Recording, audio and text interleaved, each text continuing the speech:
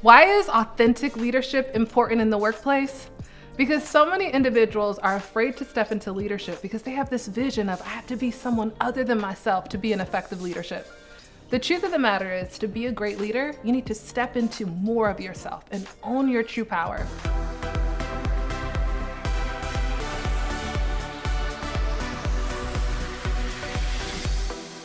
I'm LizJSimpson, founder of the Big Money Movement, accompanied by Cheryl Parks. And we're going to talk about just the skill sets and mandates for effective, authentic leadership in today's age. Why do you think authentic leadership is important, Cheryl? What comes to mind? For me, what comes to mind is, well, first, it's easier to remember who you are than it is to remember all the 8 other people you were trying to be. But to get into the actual reason that you want to be authentic in leadership, literally, people are so much more savvy now. They really are. And people understand when you're showing up as someone that you're truly not. Mm-hmm. And I think that first and foremost. The second thing is, I think for most, it probably doesn't feel good. Yeah. It doesn't feel good to be trying to be someone that you're not, showing up every day and feeling like somebody's going to find you out, so to speak. There have been lots of conversations about that. And then beyond that, it's attracting talent. Yeah. Like, for you to get good, authentic, genuine talent, right? I think we have a member that said, and I'm going to say this because it was one of the nicest compliments, A players hire A players, right? So use A for authentic. Authentic players hire authentic players. Oh, okay. Right? All right, mic drop. Yeah. So, I think those are a couple of the key reasons just from a 101 standpoint for you to step into it and be the best version of yourself. I feel like for me, in my lifetime of my career, that authenticity was not something that was an important word when I started in my corporate career.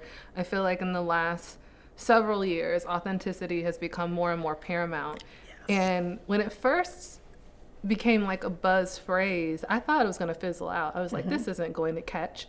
And so now it's something that is a real conversation piece.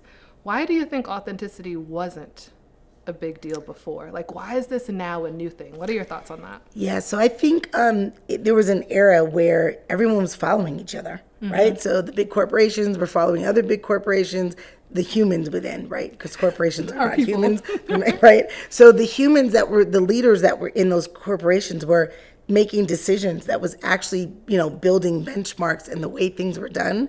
And I think that as things have opened up, technology may have a lot to do with this. And I will also say that, talent is requiring more. Yeah. Talent is actually speaking up and saying, your team members are saying, we need this, we need that. And having a voice in how the company is created and developed and the culture. And somewhere, and I want to say the pandemic had a lot to do with this, but when everyone sat down and everyone had to go to remote, there was a lot more conversation about what's important. Yes. So I think it was bubbling up, as you mentioned, way before 2020. But I think in 2020, that was where it just kind of gained some traction. Yeah, a paradigm shift. Yes. I know for me, when I think about my corporate career, I remember the time frame where I felt like, my soul was crying out. I felt like who I was being in my career was just completely out of alignment with how I wanted to be as a woman. And there was just like this shift of, I can no longer operate this way. Right. Something's got to give. So I have to be able to fully integrate who I am at work with who I am outside of work. And I'll never forget, too, one of my first leadership roles that I was up to bat for. And I wasn't chosen for the role. And the feedback that they gave me about it, I just felt like the way I internalized the feedback was, it's something in my makeup that means I'll never be a good leader. Right. And it's interesting because I just read an article, and that was a narrative I held for a long time, right? I just held the narrative that I'm an A player, I'm a Jordan, I'll never be a team leader or a coach. Like, I'm the person you put in the game, but I'm not the person to rally the troops, right? And that's the narrative I took from one piece of feedback. And it's interesting because I just read an article a couple of days ago, and it was saying that if you look at what we consider to be the most effective skill sets for a great leader, they were like only 7% of people are born with these skill sets naturally. All of the things that we say make great leaders are actually learned skill sets, right? No one wakes up and just is like, an amazing leader. It's like Right. through experiences, we become great leaders. So if there are skill sets that you can build those skill sets, but build them upon the foundation of who you are innately. Right. I think that's important. Yeah, I think that's that self-awareness piece. Oof. Understanding who you are.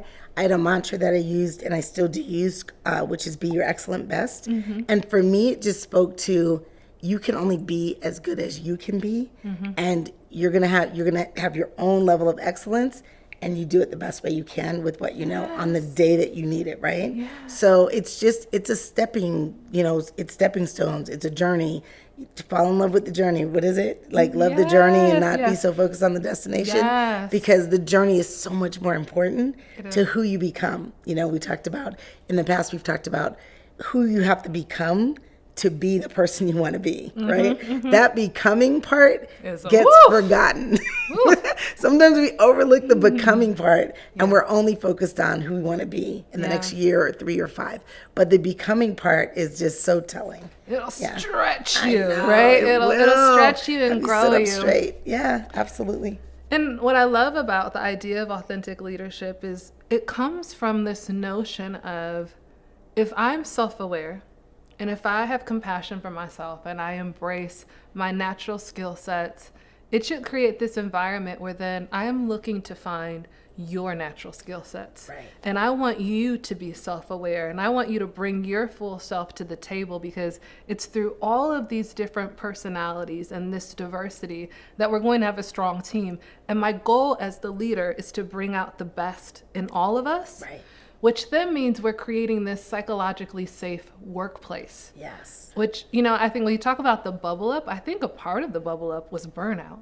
And when you look at these statistics of the majority of people, hating their jobs or not being happy, not being fulfilled, and people joining companies and leaving because of leadership, right? And so you realize that leaders have such a responsibility to either do harm, right? Not the responsibility to do, right? Not the responsibility, but they have the ability to either do harm or empower and bring out the best. Yes. And make that culture and that environment psychologically and emotionally safe, which I think is key, right? With everything we have going on around us, the last thing you want to do is work for a leader or a company or on a team that's toxic or that creates more problems based on the fact that we all have our lives going on. Yeah. So that's the other piece of it. I would say the creativity part too. I just feel like you get further if you've got a team of people that can be creative from their own perspective, right? What an engineer tells you about something could have an impact as to what marketing's doing. And the salespeople can come in and say, this isn't quite working. I know you think it is, but I actually have a manual interface I have to add to what's going on to get to the goal, right? So just being able to talk it through and help people understand so that you get to the whole solution and the final outcome. Yeah. All the perspectives are honored. I agree. So, we've talked about how authentic leadership helps you to bring out the best of people, to create a psychologically safe space, which then in today's day and age, we know that there's so much focus around attracting top talent. And I think that's the difference maker. I think it's your leadership that makes that difference. We work with women entrepreneurs who have small businesses. And, oftentimes, it makes me think of one of our clients who she wanted to grow her team and she thought, let's say I'll make up her name. Her name is Sue. Yes. So Sue wanted to grow her company. And the conversation Sue brought to us was, how am I going to, find top talent? Why would someone come to my solo business and provide their genius and brilliance to me? And we realized it was because of who Sue was, right? Because Sue was authentic in how she showed up. There was someone looking for those opportunities. And I think as small business owners, we feel like we're in competition with the Fortune 500 companies, but really you have a unique advantage, and that is you. What is the culture you're creating? How do you show up as a leader? I know there's another client example too. Yeah, so I'm gonna call this client Jazzy, okay? Ooh. So I figure we'll get off the Sues and the Barbers. We're gonna call her Jazzy. Yeah. So Jazzy is the introvert of all introverts, and she's self-aware enough to know that, which is key.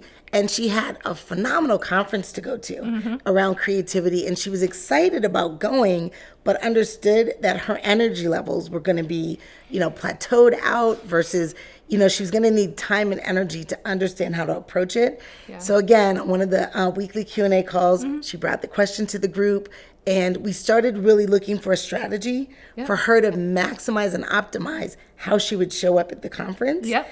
Just a myriad of things you can do when you're going into a networking event of this size, so that she could actually take advantage fully of who she is, have some downtime, and then connect with who she needed to connect with, either prior to the conference and then, of course, after the conference.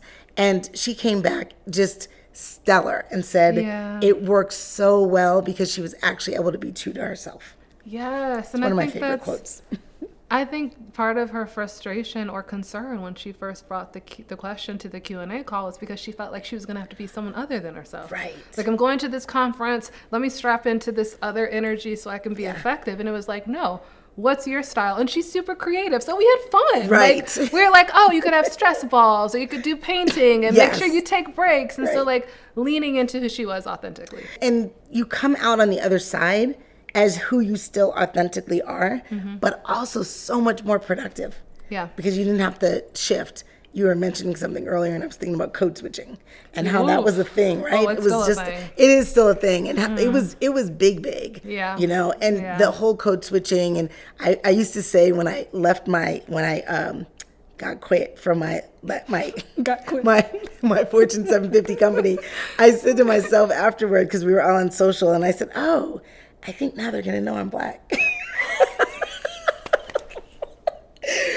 Oh my God. Yeah. That's a whole other video. It was bad. Some people didn't get that one. They did. I got it. Trust me. Yeah, no, I definitely can relate to that. I'll wrap up this video with sharing one of my favorite quotes, which comes from Marianne Williamson. And there's a quote where she talks about our deepest fear. And I'll never forget, one of the parts of that message is that when we show up with our true selves and we let our own light shine, we unknowingly give others permission to do the same. And I think one of the best parts of authentic leadership and why it's so important is that when we show up and we're effective being true to ourselves, you never know the ripple effect of who sees you and who's inspired to be themselves and do great work. That's a mic drop. So now that we've talked about why authentic leadership is important, let's get into the nitty-gritty of how to be a great leader and give you some tangible action steps there. Click that next video. We'll see you there. Bye.